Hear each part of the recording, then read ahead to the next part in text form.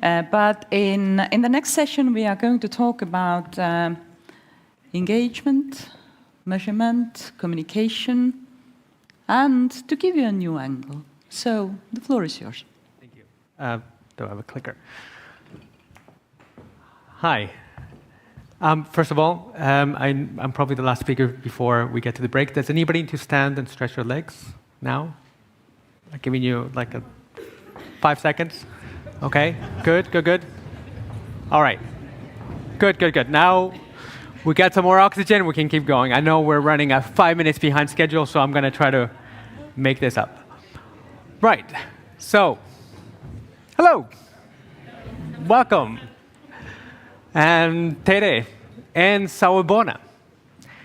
My name is Matteo, and I'm here to talk about the power of internal communications and how we can use internal communications to achieve real business results. Oh, and Sawubona. Sawubona is my favorite way of saying hello. It comes from Africa, from Zulu, and it literally means, I see you. So imagine walking into any place and saying, I see you, I see you, I see you. And then you're saying, oh, you see me back. And so if there's one thing I want you to keep from my talk today is to practice and keep the spirit of Sawubona. That is to make sure that you are acknowledging the people around you, that you make them feel heard and valued, because that is at the core of what it means to be human. And we live in a very strange time to be human, actually. It's a bit of a paradox. We've never been so connected than ever before.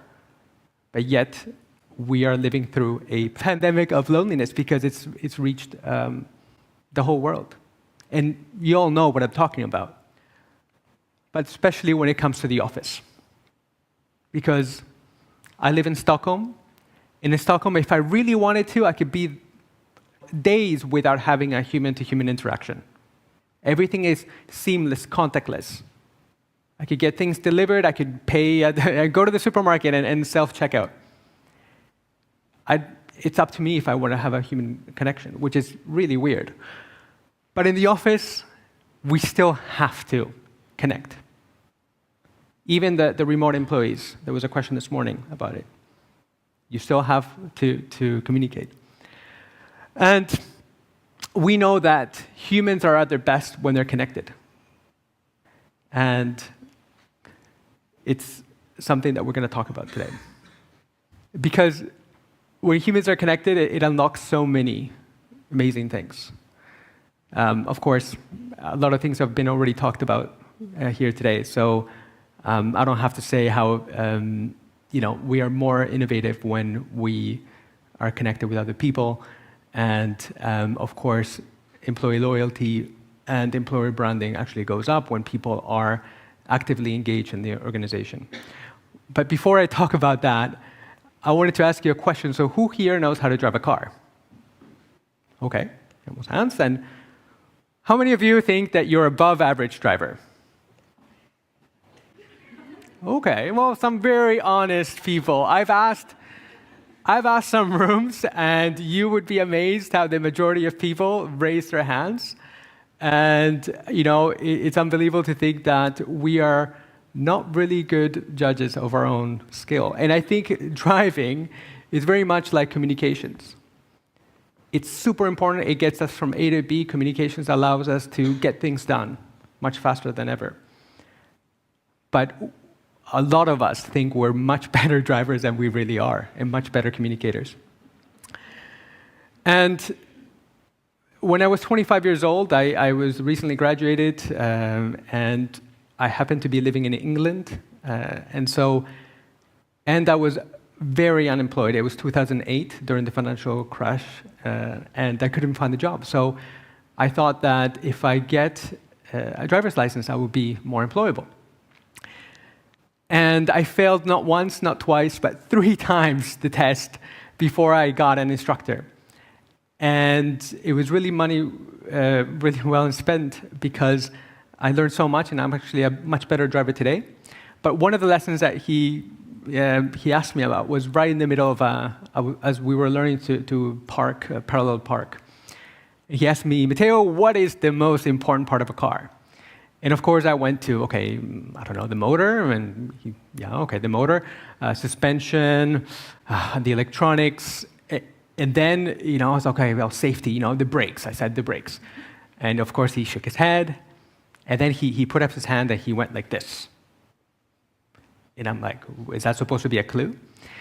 He said, this patch, the square, is the patch that the tire has contact with the ground at any point. So you put these four together, so it's about space that much. That's all that stands between your car and the rest of the world. So that means that no matter all the engineering, all the fancy things that you could have in your car, if your tires are not the proper ones and they're not well maintained, it's all useless. And so tires are the contact points. And I want you to think about that. When it comes to communications, it's all about the contact points. That is, the moments that you have conversations, the moments that the message is sent and received. And I call that inclusive internal communications, which is a little bit different than traditional internal communications, and we're going to see the difference in a minute. But through inclusive internal communications, companies have been reported that when people are connected, productivity goes up 20-25%. This is no news to you. This is very common things. We all know the Gallup engagement surveys that revealed even 59% of employees of lower employee turnover. And that's incredibly important for you guys here in Estonia because you are not a big country. You don't have large multinationals. You guys have to compete with talent. And so how do you get your talent to retain? Well, start connecting with them and find out. So the difference between traditional internal communications and what I call inclusive internal communications is traditional internal communications, it's very centralized. It's getting the right message at the right time and so on. Whereas inclusive communication is about the conversation. It's about closing the loop. When you send out a message through a channel, does that channel allow the person to respond? And if so, why aren't you using it? Paying attention to the conversations. It's saying hello versus Sawubona. And there are many goals to internal communications, and I listed some here. But I think the one I want to talk about is trust. And that's a topic that has come up and will come up in other talks today. How many of you have worked in an organization with low trust? I mean, I have. Communication is incredibly difficult, and it's a miserable place to be in. Luckily, there's something we can do about low trust through communication. And that is the trust triangle by two mentors of mine, Ann Morris and Dr. Francis Fry from Harvard Business School. They're also a couple, and they're married, and they have an amazing podcast as well. And they developed this trust triangle where you're expected to communicate three things. It's really simpler said than done because actually you have to do those three things at the same time or within the same time frame. And that is you have to communicate with authenticity, empathy, and logic. If you could do those three things, then studies show that trust goes up. So what does that look like? So an organization that I was collaborating with, the board recently announced that they were going to be looking for new buyers, new investors. And there were a lot of rumors, people were starting a lot of uncertainty. And on top of that, the board appointed a new CEO. This CEO was not from the same country. In fact, he barely knew the product that the company was selling. And we had an issue, we had a problem. how is he supposed to lead without trust? And so I came up with a plan. I got to know the CEO, and I discovered that, okay, logic, he's a typical CEO, very red color. Logic is, he's got it solid. There's no issue to help him explain a problem or a decision logically. Authenticity, he was a very straight shooter, and within his first week, he said, the board is going to sell this company. So he was pretty authentic. But empathy was the tricky one. How do I help him become more empathic and see him as an empathic leader? And so what I did was many things. One of the first things is within the employee handbook, we invited every new employee to a 15-minute open invitation to talk and meet with the CEO. We realized that less than half of the new employees actually took that on. Most of them were just happy that that was there. That was enough to send the signal that, oh wow, he's really open, he's really willing to listen to us. The next thing was a little bit more elaborate, but it was an open coffee chat call every single Fridays at 3 p.m., where you were not obliged to show up, but our CEO opened up his laptop, regardless of where he was. He could have been in an airport, he could have been working from home, wherever, and he sat there and talked about his week. He shared his frustrations, his wins. He acknowledged some of the team wins of the week. And he also interviewed a junior employee that of course, I arranged that for it to happen.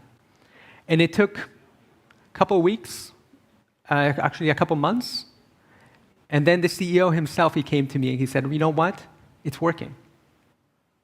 I'm going to different offices, and we had offices in Chicago, we had offices in Germany, and people come to me with ideas. They value, whenever I give an opinion, they take that on. And not just, he said, not because I'm the CEO. And of course, I wouldn't be in communications if I didn't talk about listening.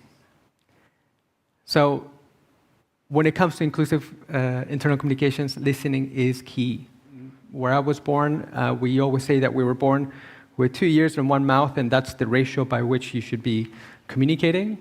We should be listening twice as much as we should be speaking. And listening takes time.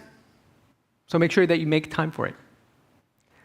And make sure that you're engaging your communication channels with a two-way communications. So at the end of every email, at the end of every newsletter, at the end of everything, just always invite them for their opinion. And it's not an empty call. You have to make sure that you read those opinions. And ask better questions, of course. I could give a whole talk on questions and the power of questions, but and the big question is, what about data? I get that question all the time as a communication specialist. Where's the data? Show me the data this is working. And they want to see numbers. And one of my favorite data scientists, well, it's not a data scientist, but she's always data driven, is Brené Brown. You probably know Brené Brown. And she's always pointing at the data. And what does she mean by data? She means qualitative data. Interviews, exit interviews. Those are super important. Write them down and make a summary and keep those records. Take time to go through all those notes and see patterns.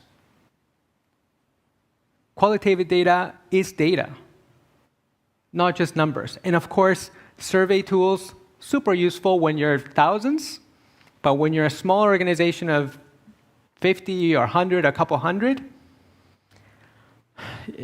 yeah, the sample size might be a bit too small to simplify it just to numbers.